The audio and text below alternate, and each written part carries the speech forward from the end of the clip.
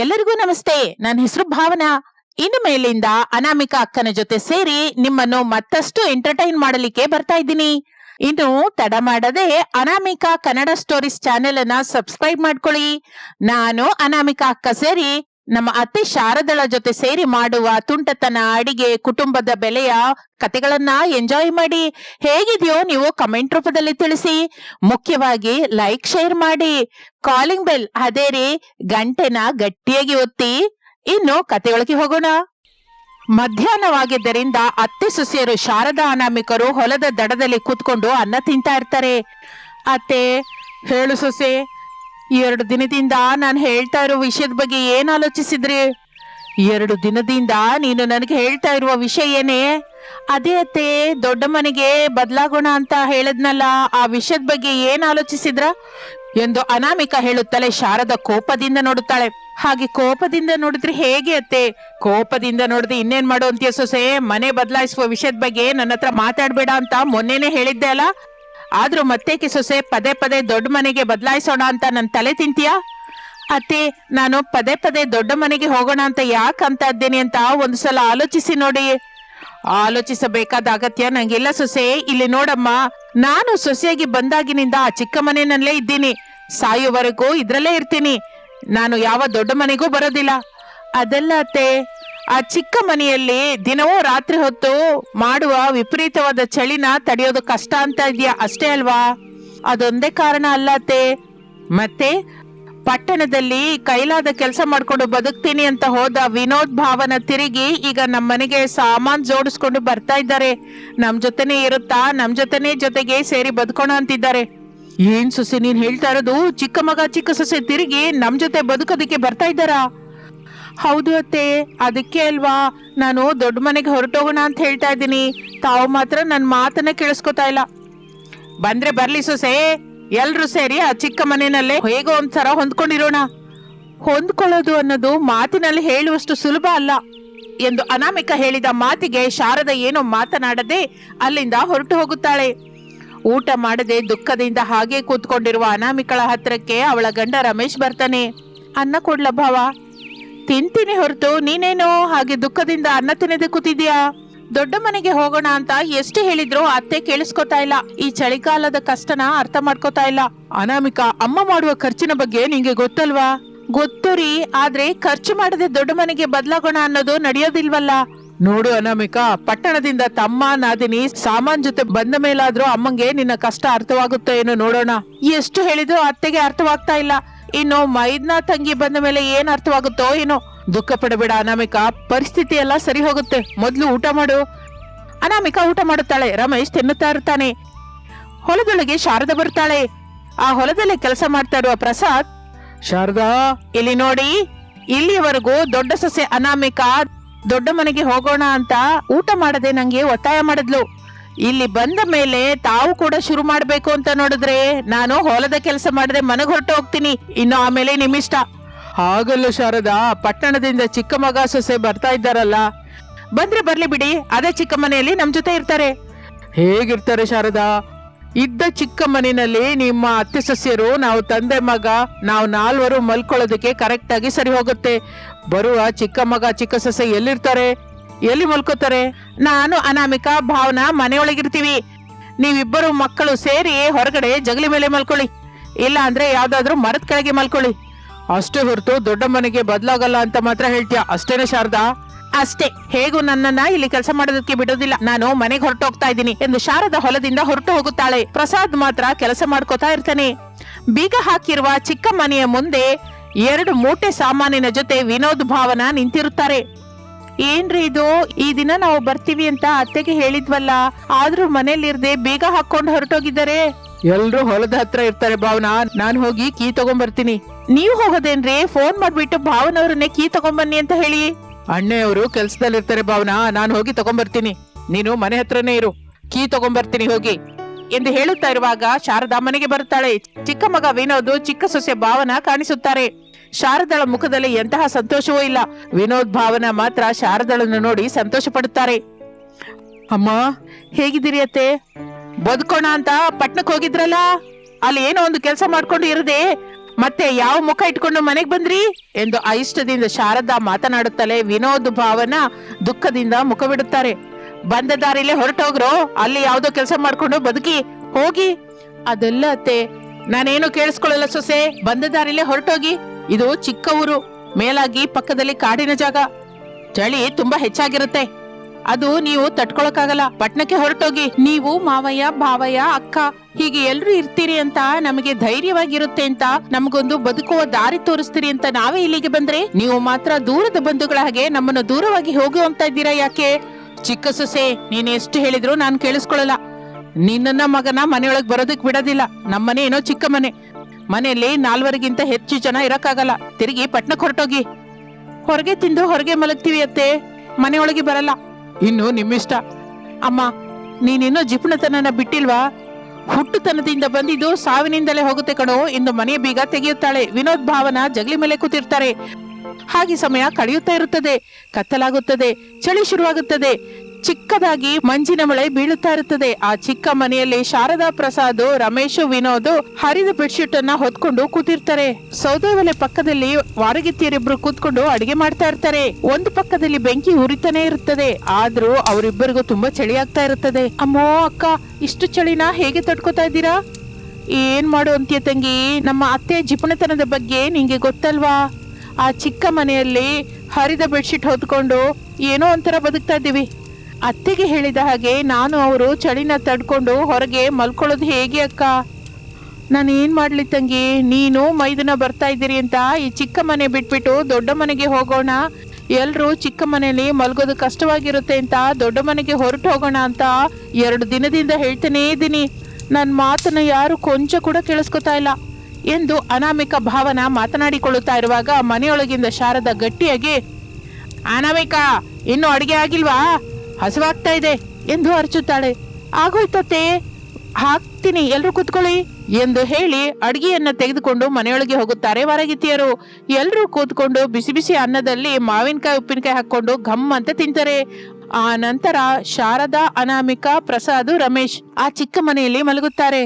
ವಿನೋದ್ ಭಾವನ ಜಗಲಿ ಮೇಲೆ ಚಳಿಗೆ ನಡುಗುತ್ತಾ ಇರುವ ಒಂದು ಬೆಡ್ಶೀಟ್ ಹೊತ್ಕೊಂಡು ಮಲಗಿರ್ತಾರೆ. ಹಾಗೆ ದಿನಗಳು ಕಳೆಯುತ್ತಾ ಇರುತ್ತದೆ. 2 ದಿನದ ನಂತರ ಹೊರಗಡೆ ರಮೇಶ್, ಅನಾಮಿಕಾ ಮಲಗುತ್ತಾರೆ. ಇಬ್ಬರು ಚಳಿಯನ್ನ ತಡಿಲಾರ್ದೆ ಹೋಗ್ತಾರೆ. ಏನು ಅಂದ್ರೆ, ಈ ಚಳಿನ ತಡೆಯೋದು ನನ್ನಿಂದಾಗಲ್ಲ, ನಾನು ಬೆಂಕಿ ಹಾಕ್ತೀನಿ. ಬೆಂಕಿ ಬೇಡ, ಏನು ಬೇಡ ಅನಾಮಿಕಾ, ಅಮ್ಮಂಗ್ ಗೊತ್ತಾದ್ರೆ ಜಗಳ ಮಾಡ್ತಾಳೆ. ಸೌದೆ ಬೇಕು ಅಂದ್ರೆ ನಾನು ಕಾಡಿಗೆ ಹೋಗಿ ತಗೊಂಡ್ಬರ್ತೀನಿ ರೀ ಎಂದು ಅನಾಮಿಕಾ ಸೌದೆ ಒಲೆ ಹತ್ರ ಕೂತ್ಕೊಂಡು ಬೆಂಕಿ ಹಾಕೋತಾಳೆ. ಹಾಗೆ ಆ ದಿನವಾದರೂ ಕಳೆದು ಹೋಗುತ್ತದೆ. ಮಾರನೇ ದಿನ ಶಾರದಾ ನಡೆದ ವಿಷಯವನ್ನು ನೋಡಿ ಗಯ್ಯಾಳಿ ಹಾಗೆ ಅನಾಮಿಕಳ ಮೇಲೆ ಅರಚುತ್ತಾಳೆ. ಅದರಿಂದ ವಾರಗಿತ್ತಿಯರು ಅನಾಮಿಕಾ ಭಾವನ ಸೇರಿ ಸೌದೆಗಾಗಿ ಕಾಡಿಗೆ ಬರುತ್ತಾರೆ. ಸೌದೆಗಾಗಿ ನೋಡುತ್ತಾ ಇರುವಾಗ ಒಂದು ಮರದ ಕೆಳಗೆ ಮನೆಯ ಹಾಗೆ ಏರ್ಪಾಟು ಮಾಡಿದ ಜಾಗ ಕಾಣಿಸುತ್ತದೆ. ಇಬ್ಬರು ಮನೆಯೊಳಗೆ ಬರುತ್ತಾರೆ. ತುಂಬಾ ಚೆನ್ನಾಗಿ ಅನ್ಸುತ್ತೆ. ಅಕ್ಕ, ಈ ಕಾಡಿನಲ್ಲಿ ಇರೋದಕ್ಕೆ ಯಾರೋ ಏರ್ಪಾಟು ಮಾಡಿದ ಮನೆ ಆಗಿದೆ ಅಲ್ಲ? ಯಾರೋ ಟೂರಿಸ್ಟ್ ಏರ್ಪಾಟ್ ಮಾಡಿರ್ತಾರೆ. ಯಾರೋ ಇಲ್ಲಿಗೆ ಬಂದು ಸ್ವಲ್ಪ ದಿನ ಇದ್ದು ಹೋದ ಹಾಗಿದೆ. ಹೀಗೆ ಮರದ ಕೆಳಗೆ ಮನೆ ಹಾಗೆ ಮಾಡೋದು ಏನಕ್ಕಕ್ಕ? ನೆಲದ ಮೇಲೆ ಕಟ್ಬೋದಲ್ಲ? ಹೀಗೆ ಕಟ್ಟೋದ್ರಿಂದ ಚಳಿ ಆಗಲ್ಲ ತಂಗಿ, ಬೆಚ್ಚಗೆ ಕೂಡ ಇರುತ್ತೆ, ಹಾಯಾಗಿ ಮಲಗ್ಬೋದು. ಅಂದ್ರೆ ನಾವ್ ಇಲ್ಲಿಗೆ ಬರೋಣ ಅಕ್ಕ. ಚಿಕ್ಕ ಮನೆಯಲ್ಲಿ ಮಲ್ಕೊಂಡ್ರು ಹೊರಗೆ ಮಲ್ಕೊಂಡ್ರು ಒಂದೇ, ಎಲ್ಲಿ ಮಲ್ಕೊಂಡ್ರು ಚಳಿ ಸಾಯಿಸುತ್ತೆ. ಅದೇ ಇಲ್ಲಾದ್ರೂ ಎಲ್ರು ಹಾಯಾಗಿ ಮಲಗ್ಬೋದು. ಅತ್ತೆ ಬರ್ದೇ ಇರ್ಬೋದು ತಂಗಿ. ನೀನು, ನಾನು, ಭಾವ ಅವರು ಎಲ್ರು ಬಂದು ಚಳಿಗಾಲ ಹೋಗೋವರೆಗೂ ಇಲ್ಲೇ ಇರೋಣ ಅಕ್ಕ. ಈ ಕಡೆ ಹೊಲಕ್ಕೆ ಹತ್ರ, ಆ ಕಡೆ ಊರಿಗೂ ಹತ್ರ, ನಮಗೆ ಬಂದ ಭಯವೇನೋ ಇಲ್ವಲ್ಲ? ಸರಿಯಮ್ಮ ತಂಗಿ, ಮನೆಗೆ ಹೋಗಿ ಎಲ್ರಿಗೂ ಹೇಳೋಣ ಎಂದು ವಾರಗಿತ್ತಿಯರು ಸೌದೆ ಕೊಟ್ಟನ್ನು ಎತ್ತುಕೊಂಡು ಮನೆಗೆ ಬರುತ್ತಾರೆ. ನೋಡಿದ ಮನೆಯ ಬಗ್ಗೆ ಹೇಳುತ್ತಾರೆ. ಬನ್ನಿ ಸೊಸೆಂದ್ರೆ, ಖರ್ಚು ಮಾಡದೆ ಚಳಿ ಇಲ್ಲದೆ ಎಲ್ರು ಸೇರಿ ಮಲಗಬಹುದು ಅಂತಂದ್ರೆ ನಾನು ಬರ್ದೆ ಯಾಕೆ ಇರ್ತೀನಿ ಸೊಸೆ, ಬನ್ರಿ ಎಂದು ಶಾರದಾ ಹೇಳುತ್ತಲೇ ಎಲ್ಲರೂ ಸಂತೋಷ ಪಡುತ್ತಾರೆ. ಸಾಮಾನುಗಳನ್ನು ತೆಗೆದುಕೊಂಡು ಎಲ್ಲರೂ ಸೇರಿ ಕಾಡಿನಲ್ಲಿರುವ ಮನೆಗೆ ಬರುತ್ತಾರೆ. ಆ ಕಾಡಿನಲ್ಲಿ ಸಿಕ್ಕುವ ಗೆಡ್ಡೆ ಗೆಣಸುಗಳ ಜೊತೆ ಮೀನುಗಳನ್ನು ಹಿಡಿದುಕೊಂಡು ಹೊಟ್ಟೆ ತುಂಬಾ ತಿನ್ನುತ್ತಾ ಹಗಲೆಲ್ಲ ಹೊಲದ ಕೆಲಸ ಮಾಡಿಕೊಳ್ಳುತ್ತಾ ರಾತ್ರಿಗೆ ಮಾತ್ರ ಚಳಿಗೆ ಭಯಪಡದೆ ಎಲ್ಲರೂ ಬೆಚ್ಚಗೆ ಮಲಗಿರುತ್ತಾರೆ. ಹಾಗೆ ವಾರಗಿತ್ತಿಯರು ಸಂತೋಷದಿಂದ ಜೀವಿಸುತ್ತಾ ಇರ್ತಾರೆ. ಹಾಯ್ ಫ್ರೆಂಡ್ಸ್, ನೀವೆಲ್ಲರೂ ಪ್ರತಿದಿನವೂ ಫೋನ್ ಹಿಡ್ಕೊಂಡು ಅನಾಮಿಕಾ ಕನ್ನಡ ಸ್ಟೋರೀಸ್ ನಲ್ಲಿ ನನ್ನ ಕತೆನ ನೋಡ್ತಾ ಇದ್ದೀರಾ, ಕೇಳ್ತಾ ಇದ್ದೀರಾ, ನಿಮ್ಮ ಕೆಲಸ ಮಾಡ್ಕೋತಾ ಇದ್ದೀರಾ. ಆದ್ರೆ ಸಬ್ಸ್ಕ್ರೈಬ್ ಬಟನ್ ಮಾತ್ರ ಒತ್ತುತ್ತಾ ಇಲ್ಲ. ಇಷ್ಟು ಒಳ್ಳೆ ವಿಡಿಯೋ ನೋಡ್ತಾ ಕೂಡ ಲೈಕ್ ಸಬ್ಸ್ಕ್ರೈಬ್ ಮಾಡದೇ ಇರೋದು ನಿಮಗೆ ಚೆನ್ನಾಗಿರುತ್ತೆ ಹೇಳಿ? ನಮ್ಮ ವಿಡಿಯೋನ ನೋಡುತ್ತಾ ನಿಮ್ಮ ಕೆಲಸ ಮಾಡ್ಕೋತಾ ಸಬ್ಸ್ಕ್ರೈಬ್ ಮಾಡೋದು ಮಾತ್ರ ಮರ್ತೋಗ್ಬಿಡಿ. ಬೆಲ್ ಐಕಾನ್ ಕೂಡ ಒತ್ತಿ, ಇಲ್ಲ ಅಂದ್ರೆ ಹೊಸ ವಿಡಿಯೋಸ್ ಮಿಸ್ ಆಗುತ್ತೆ. ಈಗಲೇ ಸಬ್ಸ್ಕ್ರೈಬ್ ಮಾಡ್ಕೊಳ್ಳಿ. ಚಳಿಯನ್ನು ತಡೆಯಲಾರದೆ ಶಾರದಾ ಅನಾಮಿಕಾ ಅನ್ನುವ ಅತ್ತೆ ಸೊಸೆಯರು ಸುತ್ತಲೂ ಬೆಡ್ಶೀಟ್ ಹೊದ್ಕೊಂಡು ಮನೆಯಲ್ಲಿ ಕೂತ್ಕೊಂಡು ಮಾತಾಡ್ಕೋತಾ ಇರ್ತಾರೆ. ಸೊಸೆ, ಈ ಚಳಿನ ತಡೆಯೋದು ತುಂಬಾ ಕಷ್ಟವಾಗ್ತಿದೆ, ತಿನ್ನೋದಕ್ಕೆ ಬಿಸಿಯಾಗಿ ಏನಾದ್ರೂ ಮಾಡು. ಅತ್ತೆ, 1 ಗಂಟೆ ಹಿಂದೆನೆ ಅಲ್ವಾ ಬಿಸಿ ಬಿಸಿಯಾಗಿ ಪಕೋಡ ಮಾಡಿಕೊಟ್ಟೆ. 10 ನಿಮಿಷಕ್ಕೂ ಮೊದಲು ಬಿಸಿ ಬಿಸಿ ಅನ್ನದಲ್ಲಿ ಉಪ್ಪಿನಕಾಯಿ ಹಾಕೊಂಡು ತಿಂದ್ರಿ, ಈಗ ಮತ್ತೆ ಬಿಸಿ ಬಿಸಿಯಾಗಿ ಏನಾದ್ರೂ ಮಾಡು ಅಂತಿದ್ದೀರಾ. ಹೀಗಾದ್ರೆ ಹೇಗೆ ಅತ್ತೆ?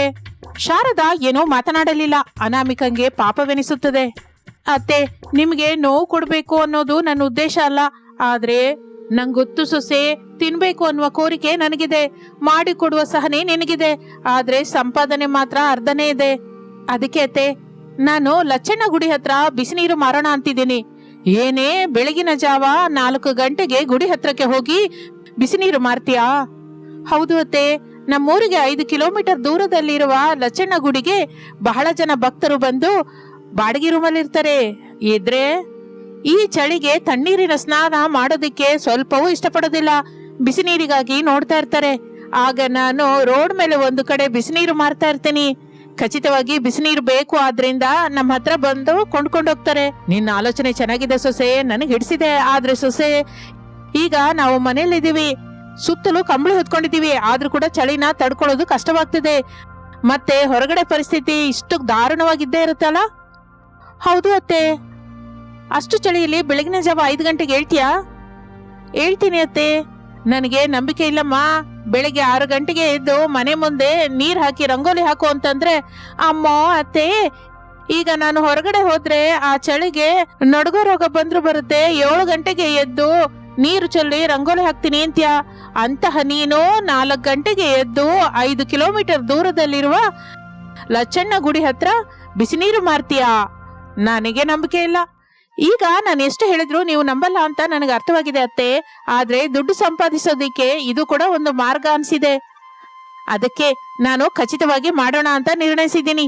ಸರಿಯಮ್ಮ ಸೊಸೆ, ಕಷ್ಟಪಡಬೇಕು ಅಂತ ನೀನು ನಿರ್ಣಯಿಸಿದ ಮೇಲೆ ನಾನೇನ್ ಮಾಡ್ತೀನಿ ಎಂದು ಶಾರದಾ ಅನ್ನುತ್ತಾ ಇರುವಾಗ ಸೈಕಲ್ ಮೇಲೆ ಚಳಿಗೆ ಭಯಪಡುತ್ತಾ ತಂದೆ ಮಗ ಪ್ರಸಾದ್ ರಮೇಶ್ ಇಬ್ಬರು ಅತಿ ಕಷ್ಟದಿಂದ ಮನೆಗೆ ಬರುತ್ತಾರೆ. ಶಾರದಾ ಆ ಸೈಕಲ್ ಶಬ್ದ ಕೇಳಿ, ಸೊಸೆ, ಮಗ ನಿಮ್ಮ ಮಾವಯ್ಯ ಬಂದಿದ್ದಾರೆ, ಹೋಗಿ ಬಿಸಿ ಬಿಸಿಯಾಗಿ ಅನ್ನ ಹಾಕು. ಹಾಗೆ ಅತ್ತೆ ಎಂದು ಅನಾಮಿಕಾ ಹೊರಟು ಹೋಗುತ್ತಾಳೆ. ಪ್ರಸಾದ್ ರಮೇಶರು ಮನೆಯೊಳಗೆ ಬಂದು ಕೂತ್ಕೋತಾರೆ. ಅನಾಮಿಕಾ ಅವರಿಗೆ ಹೊಗೆ ಉಕ್ಕುತ್ತಿರುವ ಬಿಸಿ ಬಿಸಿ ಅನ್ನ ಪಪ್ಪು ಹಾಕುತ್ತಾಳೆ. ಅವರು ಸಂತೋಷದಿಂದ ತಿಂತಾ ಇರ್ತಾರೆ. ಕಂಬಳಿ ಹೊದ್ಕೊಂಡು ಶಾರದಾ ಅವ್ರ ಹತ್ರ ಬರ್ತಾಳೆ. ಮಗು ರಮೇಶು, ಏನು ಅಂದ್ರೆ ಸ್ವಲ್ಪ ಸೊಸೆ ಹೇಳೋದನ್ನ ಕೇಳಿ. ಏನಮ್ಮ ತಾಯಿ? ಮಾವಯ್ಯ, ನಾನು ಬಿಸಿ ನೀರಿನ ವ್ಯಾಪಾರ ಮಾಡೋಣ ಅಂತ ಇದ್ದೀನಿ. ಅನಾಮಿಕಾ ಆ ಮಾತು ಹೇಳುತ್ತಲೇ ತಂದೆ ಮಗ ಅಯೋಮಯದಿಂದ ಮುಖ ನೋಡ್ಕೋತಾರೆ. ಏನು ಅಂದ್ರೆ, ಹಾಗೆ ನೀವು ಮುಖ ನೋಡ್ಕೊಳ್ಳದೆ ಸೊಸೆ ಹೇಳಿದ್ದಕ್ಕೆ ಉತ್ತರ ಹೇಳಿ. ಬಿಸಿ ನೀರಿನ ವ್ಯಾಪಾರ ಏನೋ ಅನಾಮಿಕಾ? ನಮ್ಮೂರಿಗೆ 5 ಕಿಲೋಮೀಟರ್ ದೂರದಲ್ಲಿರುವ ಲಚ್ಚಣ್ಣ ಗುಡಿ ಹತ್ರಕ್ಕೆ ಬಹಳ ಜನ ಭಕ್ತರು ಬಂದು ಬಾಡಿಗೆ ರೂಮಲ್ಲಿ ಇರ್ತಾ ತಣ್ಣೀರಿನ ಸ್ನಾನ ಮಾಡಲಾರದೆ ಬಿಸಿನೀರಿಗಾಗಿ ನೋಡ್ತಾ ಇರ್ತಾರೆ. ಆಗ ನಾನು ಮಾರ್ತಾ ಇರುವ ಬಿಸಿನೀರಿನ ಹತ್ರ ಬಂದು ಕೊಂಡ್ಕೋತಾರಲ್ಲ. ಅಮ್ಮ ಸೊಸೆ, ನೀನ್ ಹೇಳುವ ಮಾತು ನಿನ್ನ ಆಲೋಚನೆ ಹಿಡಿಸ್ತಮ್ಮ. ಆದರೆ ತಾಯಿ, ಬೆಳಿಗ್ಗೆ 4 ಗಂಟೆಗೆ ಮಂಜು ಗಡ್ಡೆ ಆಗಿ ಚಳಿ ಚಳಿಯಾಗಿರುತ್ತೆ. ಆ ಚಳಿಯಲ್ಲಿ ನೀನೆದ್ದು 5 ಕಿಲೋಮೀಟರ್ ದೂರದಲ್ಲಿರುವ ಲಚ್ಚಣ್ಣ ಗುಡಿ ಹತ್ರಕ್ಕೆ ಹೇಗೆ ಹೋಗ್ತೀಯಾ? ಈ ಬಿಸಿನೀರಿನ ವ್ಯಾಪಾರ ಹೇಗೆ ಮಾಡ್ತೀಯ ತಾಯಿ? ಹೋಗಿ ಮಲ್ಕೋಮ್ಮ ಸೊಸೆ. ಅದೆಲ್ಲ ಮಾವಯ್ಯ, ನಾನು ಬಿಸಿನೀರಿನ ವ್ಯಾಪಾರ ಮಾಡ್ತೀನಿ ಮಾವಯ್ಯ. ನಿನ್ ಇಷ್ಟ ಸೊಸೆ, ಆದ್ರೆ ಜಾಗ್ರತೆ ಆಗಿರು ಎಂದು ಪ್ರಸಾದ್ ಅಲ್ಲಿಂದ ಹೊರಟು ಹೋಗುತ್ತಾನೆ. ಸೊಸೆ, ಮಗ ತಿಂದ ಮೇಲೆ ನೀವು ಹೋಗಿ ಮಲ್ಕೊಳ್ಳಿ. ಹಾಗೆ ಅತ್ತೆ. ಶಾರದಾ ಅಲ್ಲಿಂದ ಹೊರಟು ಹೋಗುತ್ತಾಳೆ. ಅನಾಮಿಕಾ, ಅಲ್ಲಿ ಎಲ್ಲೋ ಬಿಸಿನೀರಿನ ವ್ಯಾಪಾರ ಮಾಡ್ತೀನಿ ಅಂತ ಇದೆಯಾ? ಚೆನ್ನಾಗಿದೆ. ನಾಳೆ ಬೆಳಗಿನ ಜಾಮ ಎದ್ದು ಈ ಊರಿನಲ್ಲಿ ಯಾರಿಗಾದ್ರೂ ಬಿಸಿನೀರು ಮಾರಾಟ ಮಾಡಿ ತೋರಿಸು, ಆಗ ನಾನು ನಂಬ್ತೀನಿ ಎಂದು ರಮೇಶ್ ಅಲ್ಲಿಂದ ಹೊರಟು ಹೋಗುತ್ತಾನೆ. ಆ ದಿನ ರಾತ್ರಿ ಕಳೆಯುತ್ತದೆ. ಮಂಜಿನ ವಾತಾವರಣದಲ್ಲಿ ಊರೆಲ್ಲ ನಿದ್ರೆಯಲ್ಲಿ ತೇಲಾಡುತ್ತಾ ಇರುವಾಗ ಅನಾಮಿಕಾ ಚಳಿಯನ್ನು ಲೆಕ್ಕ ಮಾಡದೆ ಬಕೆಟ್ ತುಂಬಾ ಬಿಸಿನೀರು ತೆಗೆದುಕೊಂಡು ಗುಡಿಸಲಿನಲ್ಲಿರುತ್ತೋ ಒಬ್ಬ ಮುದುಕಿ ಹತ್ರಕ್ಕೆ ಹೋಗುತ್ತಾಳೆ. ಅಮ್ಮ ಅನಾಮಿಕಾ, ಇಷ್ಟು ಬೆಳಗಿನ ಜಾವ ಏನಾಯ್ತು? ಈ ಚಳಿಯಲ್ಲಿ ಬಿಸಿನೀರು ಮಾರ್ತಾ ಇದ್ದೀನಿ ಅವ್ವ, ಬೇಕು ಅಂದ್ರೆ ಬಕೆಟ್ 10 ರೂಪಾಯಿ. ಆ ಮುದುಕಿಯ ಕಣ್ಣಲ್ಲಿ ನೀರು ಬರುತ್ತೆ. ನನಗೆ ಪ್ರತಿದಿನ ಬೆಳಿಗ್ಗೆ ಇರುವ ಕಷ್ಟ ಏನು ಅಂತ ನಿಂಗೆ ತುಂಬಾ ಗೊತ್ತು ಅನಾಮಿಕಾ. ಈ ತಣ್ಣೀರಿನಿಂದ ಬಹಳ ಕಷ್ಟವಾಗ್ತಾ ಇದೆ, ಒಂದು ಬಕೆಟ್ ಕೊಡಮ್ಮ ಎಂದು ಹೇಳಿ 10 ರೂಪಾಯಿ ಕೊಡುತ್ತಾಳೆ. ಅನಾಮಿಕಾ ಸಂತೋಷ ಪಡುತ್ತಾ ದುಡ್ಡಿನಿಂದ ಮನೆಗೆ ಬರುತ್ತಾಳೆ. ಮನೆಯಲ್ಲಿ ಎಲ್ರಿಗೂ ಹೇಳುತ್ತಾಳೆ. ರಮೇಶ್, ಶಾರದಾ ಪ್ರಸಾದರು ಸಂತೋಷ ಪಡುತ್ತಾರೆ. ಅನಾಮಿಕಾ ಬಿಸಿ ನೀರಿನ ವ್ಯಾಪಾರ ಮಾಡೋದಕ್ಕೆ ಅವರೆಲ್ಲ ಒಪ್ಕೋತಾರೆ. ಅನಾಮಿಕಾ ಖುಷಿಯಾಗುತ್ತಾಳೆ. ರಮೇಶ್ ಪ್ರಸಾದರು ಕೆಲಸಕ್ಕೆ ಹೊರಟು ಹೋಗುತ್ತಾರೆ. ಸೊಸೆ, ಬಿಸಿ ನೀರು ಮಾರೋದು ಅಷ್ಟು ಸುಲಭ ಅಲ್ಲಮ್ಮ. ಬೆಳಿಗ್ಗೆ 3 ಗಂಟೆಗೆ ಎದ್ದು ಲಚ್ಚಣ್ಣನ ಗುಡಿ ಹತ್ರಕ್ಕೆ ಸೈಕಲಿಂದ ಚಳಿಗಾಳಿಯನ್ನು ಹೀರ್ಕೊಂಡು ಹೋಗ್ಬೇಕು. ಉರಿ ಹಾಕೋಬೇಕು. ದೊಡ್ಡ ಪಾತ್ರೆಯಲ್ಲಿ ನೀರು ಸುರಿದು ಬಿಸಿ ಮಾಡ್ಬೇಕು. ಬಿಸಿ ನೀರಿಗಾಗಿ ಬರೋವರ ಬಗ್ಗೆ ಎದುರು ನೋಡ್ತಾ ಇರ್ಬೇಕು. ಬಹಳ ಕಷ್ಟಪಡಬೇಕು ಅನಾಮಿಕಾ. ಅತ್ತೆ, ಕಷ್ಟಪಡದೆ ನಮಗೇನು ಸುಮ್ಮನೆ ಬರೋದಿಲ್ಲ. ಕಷ್ಟಪಡ್ತೀನಿ. ಓದು ಕಡಿಮೆ ಆದ್ರೂ ಶ್ರಮ ಹೆಚ್ಚಾಗಿಟ್ಟು ಕುಟುಂಬವನ್ನು ನಿಲ್ಲಿಸಬೇಕು ಅನ್ನುವ ನಿನ್ನ ಆತ್ಮವಿಶ್ವಾಸ ಮಾತ್ರ ನನಗೆ ತುಂಬಾ ಚೆನ್ನಾಗಿ ಹಿಡಿಸ್ತಮ್ಮ. ದೊಡ್ಡ ಆಲೋಚನೆ ತಾಯಿ. ಇನ್ನು ನಾಳೆಯಿಂದ ನಿನ್ನ ಬಿಸಿ ನೀರಿನ ವ್ಯಾಪಾರ ಶುರು ಮಾಡಮ್ಮ. ಸರಿ ಅತ್ತೆ ಎಂದು ಅನಾಮಿಕಾ ಹೋಗಿ ತನ್ನ ಮನೆ ಕೆಲಸ, ಅಡುಗೆ ಕೆಲಸವನ್ನು ಮಾಡಿದ ನಂತರ, ಅತ್ತೆ, ನಾನು ಲಚ್ಚಣ್ಣ ಗುಡಿ ಹೊರಗೂ ಹೋಗಿ ಬರ್ತೀನಿ. ಹಾಗೆ ಅಮ್ಮ, ನೀನು ಯಾರ ಹತ್ರ ಎಂತ ಕಷ್ಟವೂ ಇಲ್ಲದ ಹಾಗೆ ನೋಡ್ಕೋ.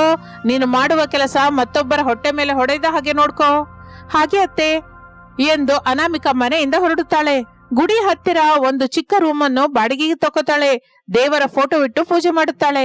ದೇವರೇ, ಈ ಚಳಿಗಾಲದಲ್ಲಿ ನನ್ನ ಬಿಸಿ ನೀರಿನ ವ್ಯಾಪಾರ ಯಾವ ಅಡ್ಡವೂ ಇಲ್ಲದೆ ನಡೆಯುವ ಹಾಗೆ ನೋಡ್ಕೋ ತಂದೆ ಎಂದು ಬೇಡಿಕೊಂಡು ಸಿಲಿಂಡರ್, ಗ್ಯಾಸ್ ಒಲೆ, ನೀರು ಕಾಯಿಸಲಿಕ್ಕೆ ಬೇಕಾದ ದೊಡ್ಡ ಪಾತ್ರೆ ಎಲ್ಲವನ್ನು ಆ ರೂಮಿನಲ್ಲಿ ಇಡುತ್ತಾಳೆ. ತಿರುಗಿ ಮನೆಗೆ ಬರುತ್ತಾಳೆ. ಹಾಗೆ ಆ ದಿನ ಕಳೆದು ಹೋಗುತ್ತದೆ. ಮಾರನೇ ದಿನ ಬೆಳಗಿನ ಜಾವ ಸಣ್ಣಗೆ ಮಂಜು ಬೀಳುತ್ತಾ ಇದ್ರೆ ಅನಾಮಿಕಾ ಮಂಜಿಗೆ ಭಯಪಡದೆ, ಚಳಿಗೆ ನಡುಗದೆ ತಾನು ಬಾಡಿಗೆಗೆ ತೆಗೆದುಕೊಂಡ ಚಿಕ್ಕ ರೂಮಿನ ಹತ್ರ ಬರುತ್ತಾಳೆ. ಗ್ಯಾಸ್ ಒಲೆಯನ್ನು ಹೊರಗಿಟ್ಟು ನೀರನ್ನು ಬಿಸಿ ಮಾಡೋದಕ್ಕೆ ಶುರು ಮಾಡುತ್ತಾಳೆ. ಬಕೆಟ್ ಬಿಸಿನೀರು 30 ರೂಪಾಯಿ ಅಂತ ಬೋರ್ಡ್ ಕೂಡ ಇಡ್ತಾಳೆ. ಬಿಸಿ ನೀರು, ಬಿಸಿ ಬಿಸಿ ನೀರು, ಬಕೆಟ್ಗೆ 30 ರೂಪಾಯಿ ಮಾತ್ರನೇ, ಬನ್ನಿ ಸ್ವಾಮಿ ಬನ್ನಿ ಎಂದು ಅನಾಮಿಕಾ ಕರೆಯುತ್ತಾ ಇರುತ್ತಾಳೆ. ಸಮಯ ಕಳೆಯುತ್ತಿದ್ದ ಹಾಗೆ ಒಬ್ಬರ ನಂತರ ಒಬ್ಬರು ಬಿಸಿ ನೀರಿಗಾಗಿ ಬರುವುದಕ್ಕೆ ಶುರು ಮಾಡುತ್ತಾರೆ. ಆ ದಿನ ಮೊದಲ ದಿನ ಬೆಳಿಗ್ಗೆ 11 ಗಂಟೆ ಸಮಯ. ಅಲ್ಲಿವರೆಗೂ ಬಂದ ದುಡ್ಡನ್ನು ತೆಗೆದುಕೊಂಡು ಅನಾಮಿಕಾ ಮನೆಗೆ ಬರುತ್ತಾಳೆ. ಹೇಗಿದೆಯಮ್ಮ ಸೊಸೆ, ಮೊದಲ ದಿನ ನಿನ್ನ ಬಿಸಿ ನೀರಿನ ವ್ಯಾಪಾರ? ಮೊದಲ ದಿನ ಅಲ್ವಾ ಅತ್ತೆ, ಸ್ವಲ್ಪ ಕಷ್ಟವಾಗೇ ಇದೆ. ಸ್ವಲ್ಪನೇ ದುಡ್ಡು ಬಂದಿದೆ. ಕಡಿಮೆ ಅಂದ್ರೆ 100 ರೂಪಾಯಿ ಬಂತ? 300 ರೂಪಾಯಿ ಬಂತು ಅತ್ತೆ. ಒಂದು 10 ಜನ ಮಾತ್ರ ಬಿಸಿನೀರು ಕೊಂಡ್ಕೊಂಡಿದ್ದಾರೆ. ನಾನು ಮೊದ್ಲೇ ಹೇಳಿದ್ದೆ ಅಲ್ವ ಸೊಸೆ, ನಮಗೆ ಬಿಸಿ ನೀರಿನ ವ್ಯಾಪಾರ ಬೇಡ ಅಂತ. ಹಾಗಂದ್ರೆ ಹೇಗೆ ಅತ್ತೆ? ಮಾಡಿದ್ರೆ ಅಲ್ವಾ ಒಳ್ಳೇದೇನೋ ಕೆಟ್ಟದೇನೋ ತಿಳಿಯೋದು. ಸರಿಯಮ್ಮ ಸೊಸೆ, ನಿನ್ನ ಹುಚ್ಚನ್ನ ನಾನೇನಕ್ಕೆ ಬೇಡ ಅಂತೀನಿ. ನೀನ್ ಏನ್ ಮಾಡಿದ್ರು ಚೆನ್ನಾಗಿರ್ಬೇಕು. ನನಗೆ ನಿಮ್ಮ ಆಶೀರ್ವಾದ ಇದೆ ಅಲ್ವಾ ಅತ್ತೆ ಎಂದು ಅನಾಮಿಕಾ ದಿನವೂ ಬೆಳಿಗ್ಗೆ ಚಳಿಯಲ್ಲಿ ಬಿಸಿ ನೀರನ್ನ ಮಾರಲಿಕ್ಕೆ ಶುರು ಮಾಡುತ್ತಾಳೆ. ದಿನ ಕಳೆಯುತ್ತಿದ್ದ ಹಾಗೆ ಅನಾಮಿಕಾ ಬಿಸಿ ನೀರಿಗೆ ಡಿಮ್ಯಾಂಡ್ ಹೆಚ್ಚಾಗಿ ಹೋಗುತ್ತೆ. 1 ತಿಂಗಳ ನಂತರ ಬಂದ ದುಡ್ಡನ್ನು ತೆಗೆದುಕೊಂಡು ಅತ್ತೆ ಮಾವಂದರಿಗೆ ಕೊಡುತ್ತಾಳೆ ಅನಾಮಿಕಾ. ಶಾರದಾ ಪ್ರಸಾದರು ಆ ದುಡ್ಡನ್ನು ನೋಡಿ ಎಷ್ಟೋ ಆಶ್ಚರ್ಯ ಹೋಗುತ್ತಾರೆ. ಸೊಸೆ, ಬಿಸಿ ನೀರನ್ನ ಮಾರಿ ಇಷ್ಟೊಂದು ದುಡ್ಡು ಸಂಪಾದಿಸ್ತೀಯಾ? ಹೌದು ಅತ್ತೆ, 1 ತಿಂಗಳು ಚಳಿಯಲ್ಲಿ ಬೆಳಗಿನ ಜಾವವೇ ಲಚ್ಚಣ್ಣ ಗುಡಿ ಹತ್ರಕ್ಕೆ ಹೋಗಿ ಬಿಸಿ ನೀರನ್ನು ಮಾಡಿ ಸಂಪಾದಿಸಿದ್ದೀನಿ. ಎಲ್ಲದ್ರ ಮೇಲೆ ನೀನು ಅಂದುಕೊಂಡದ್ದನ್ನು ಸಾಧಿಸಿದ್ಯಾ ಸೊಸೆ. ನಿನ್ನನ್ನು ಮನಸಾರೆ ಅಭಿನಂದಿಸ್ತಾ ಇದ್ದೀನಿ. ಸೊಸೆ, ಈ ದುಡ್ಡಿಂದ ಏನ್ ಮಾಡೋಣ? ನಿಮ್ ಇಷ್ಟ ಅತ್ತೆ, ಮೊದ್ಲು ಮಾತ್ರ ಸ್ವೆಟರ್ಸ್ ಕೊಂಡ್ಕೊಳ್ಳೋಣ. ಹಾಗೆ ಅಮ್ಮ. ಮಾವಯ್ಯ, ಇನ್ನು ನೀವು ಕೂಲಿ ಕೆಲಸಕ್ಕೆ ಹೋಗ್ಬೇಡಿ, ಒಂದು ಕಿರಾಣಾ ಶಾಪ್ ಇಟ್ಕೊಳ್ಳಿ. ಹೌದು ರೀ, ಚಳಿಯಲ್ಲಿ ಇನ್ನು ಸೈಕಲ್ ತುಳಿಯುತ್ತಾ ಕೂಲಿ ಕೆಲಸಕ್ಕೆ ಹೇಗೆ ಹೋಗ್ತೀರಾ? ಸೊಸೆ ಹೇಳಿದ ಹಾಗೆ ಒಂದು ಕಿರಾಣಾ ಶಾಪ್ ಅನ್ನ ಇಟ್ಕೊಳ್ಳಿ ಎಂದು ಶಾರದಾ ಪ್ರಸಾದರು ಅಲ್ಲಿಂದ ಹೊರಟು ಹೋಗುತ್ತಾರೆ. ಹಾಗೆ ದಿನಗಳು ಕಳೆಯುತ್ತಾ ಇರುತ್ತದೆ. ಚಳಿಗಾಲ ಪೂರ್ತಿಯಾಗುವ ಒಳಗೆ ಒಳ್ಳೆ ಆದಾಯ ಬರುತ್ತೆ. ಪ್ರಸಾದ್ ಕಿರಾಣಾ ಶಾಪ್ ಇಟ್ಕೊಂಡಿರ್ತಾನೆ. ಶಾರದಾ ಹೊಸ ಬಟ್ಟೆಯನ್ನು ಕೊಂಡುಕೊಂಡು ಹೊಸ ಮನೆ ಕಟ್ಟಿಕೊಳ್ಳುತ್ತಾರೆ. ಆನಂದದಿಂದ ಜೀವಿಸಲು ಶುರು ಮಾಡುತ್ತದೆ ಆ ಕುಟುಂಬ. ಇದು ಇಂದಿನ ಕತೆ. ಮತ್ತೊಂದು ಆಸಕ್ತಿಕರ ಕತೆ ಜೊತೆ ಮತ್ತೆ ಸೇರೋಣ. ಅಲ್ಲಿವರೆಗೂ ವಿರಾಮ. ನಮಸ್ತೆ.